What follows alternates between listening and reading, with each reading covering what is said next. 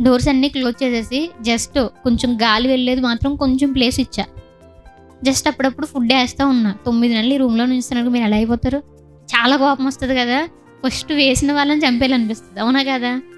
దేవునిలో లేకపోతే. అవునా కదా?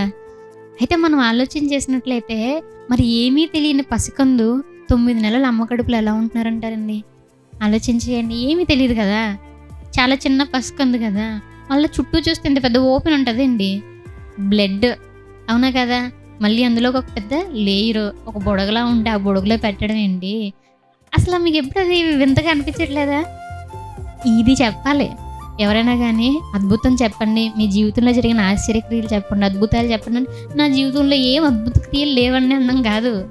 నా జీవితంలో పెద్ద అద్భుత క్రియ ఉందండి. పెద్ద ఆశ్చర్యకార్యం ఉందండి. అదేంటో తెలుసా? 9 నెలలు నన్ను దేవుడు మా అమ్మ కడుపులో ఉంచారు. దేవునికి స్తోత్రం.